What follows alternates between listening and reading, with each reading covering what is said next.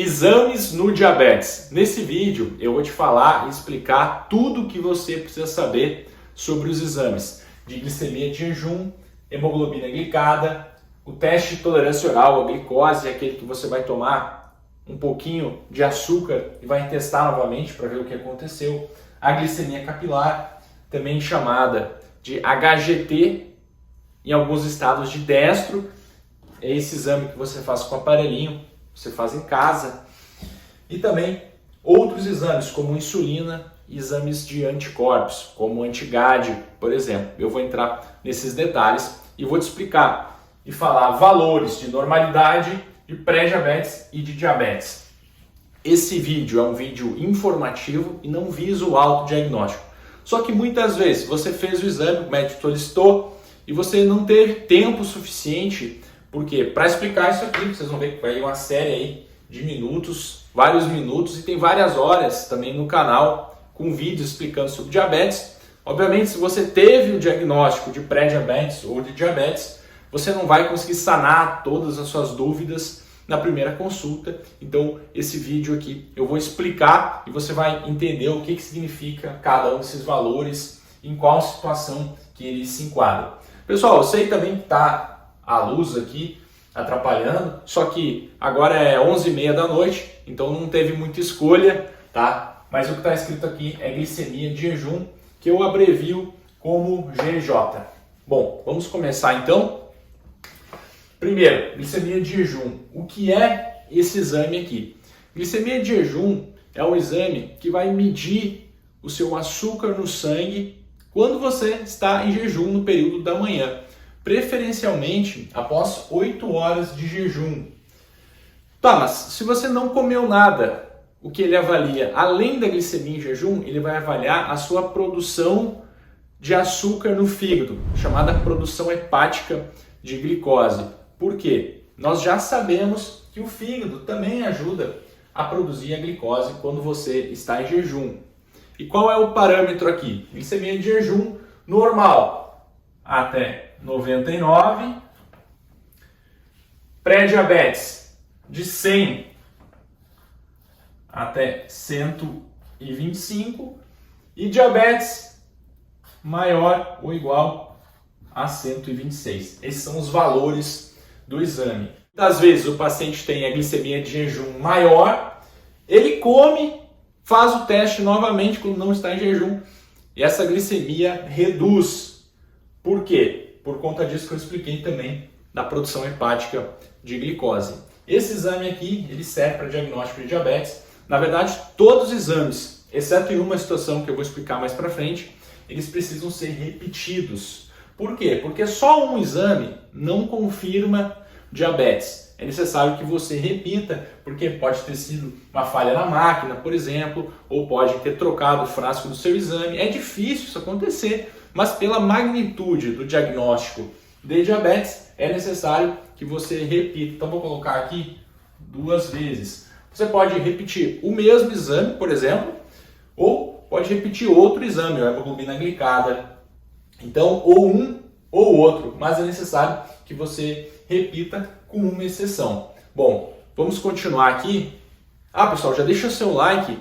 Se você está gostando do vídeo, acho que esse vídeo é relevante, deixa seu curtir. Não esqueça também de ativar o sininho de notificações. Vou desenhar um sininho aqui.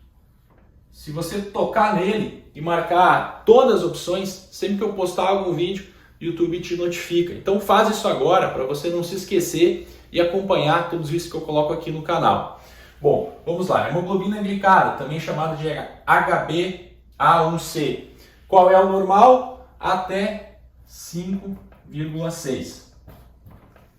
Qual o valor de pré-diabetes? 5,7 até 6,4. Maior ou igual a 6,5 é diabetes. Esse exame aqui também precisa ser repetido.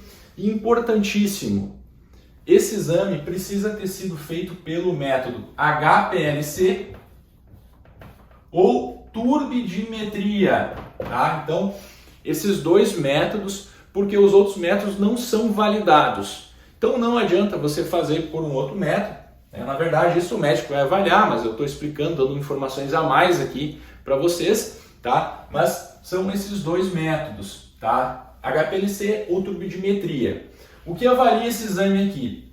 Hemoglobina é o nosso pigmento vermelho do sangue, responsável também por oxigenar, para você conseguir fazer as funções básicas, ter energia. Quando a glicose está em excesso, ela vai e sofre um processo de glicação, ela se junta a essa hemoglobina e forma a hemoglobina glicada, como diz o nome. Então, quando você tem açúcar no sangue em excesso, essa hemoglobina glicada começa a aumentar. E aí você tem o pré-diabetes e tem o diabetes. Esse exame aqui, ele é muito utilizado para diagnóstico, porque é um exame bem confiável, e também para segmento. Você consegue saber como está o tratamento do paciente através da hemoglobina glicada, porque já tem estudos que relacionam a hemoglobina glicada com lesões nos órgãos, como por exemplo nos olhos, nos rins, no coração.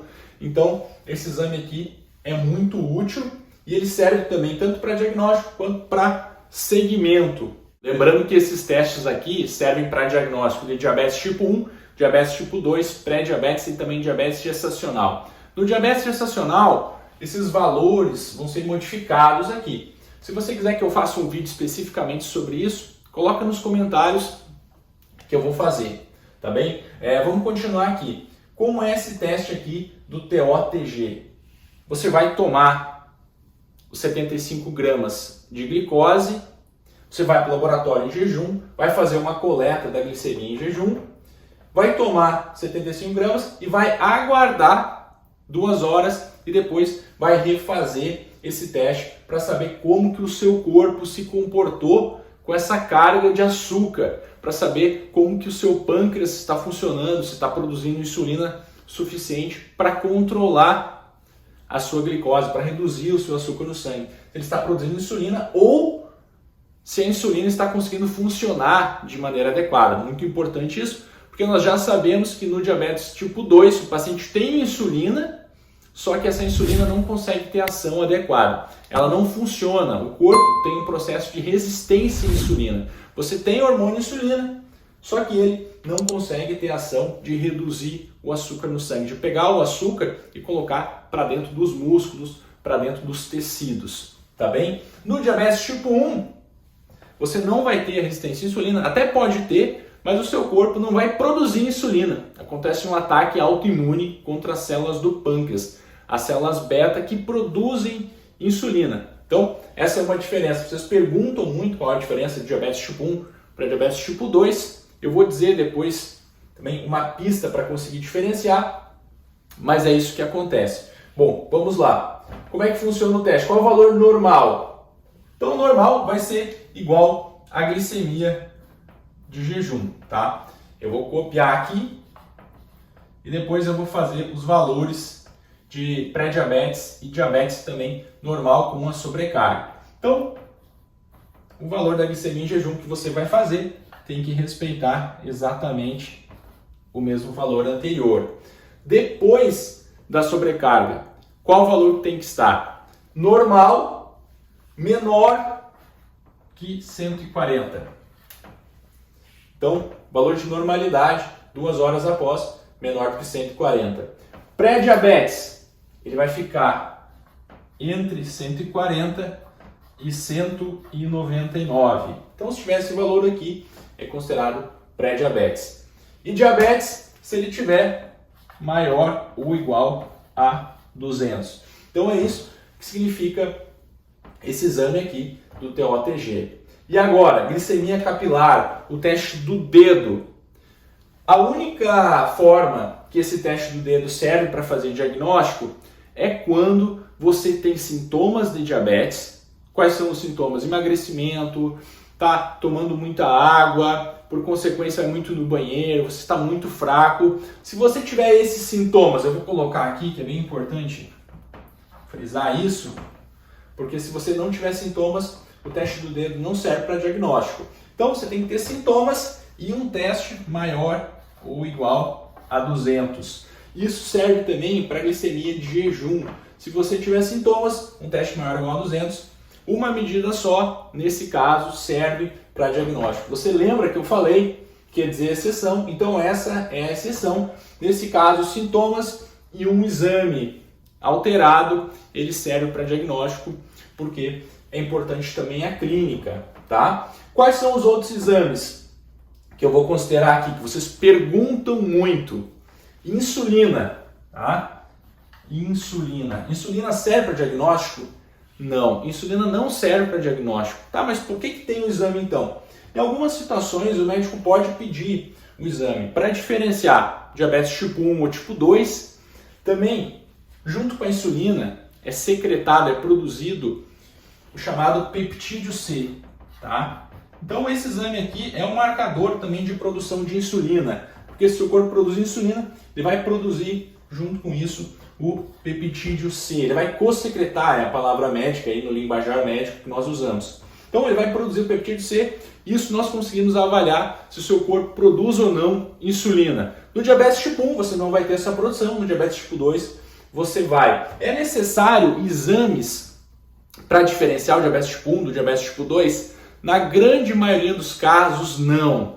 Mais de 95% dos casos, o médico consegue, através da história do paciente, através da avaliação e desses exames que eu comentei aqui, ele consegue diferenciar qual é o tipo de diabetes. Alguns casos mais específicos, mais raros, mais difíceis, o médico vai precisar lançar mão de outros exames, como por exemplo a insulina que eu falei, exames de autoanticorpos, chamado anti-GAD. Por quê? No diabetes tipo 1, isso aqui vai estar positivo, no diabetes tipo 2 vai estar negativo. Então, existe como você diferenciar através de outros exames. E mesmo assim, raros casos, o médico experiente, mesmo pedindo todos os exames, ele pode ficar na dúvida, tá? Eu sei que isso acontece com muitas pessoas, muita gente comenta, eu não sei qual é o meu tipo de diabetes. Então, na grande maioria dos casos, você diferencia, em casos específicos, você não diferencia, tá bem? Outra utilidade da insulina aqui, aproveitando o gancho, é para hipoglicemia, quando você tem a taxa de açúcar reduzida no sangue, menor que 70. Por quê? Serve para investigar as causas, como por exemplo o insulinoma, tumor produtor de insulina. Pessoal, se você gostou desse vídeo, não esqueça de deixar seu curtir, também se inscreve no canal. Agora eu vou deixar uma sugestão para você assistir. É um vídeo que eu falei 5 mentiras sobre diabetes. É esse vídeo aqui, ó. Valeu, um abraço. Se tiver alguma dúvida, coloca nos comentários.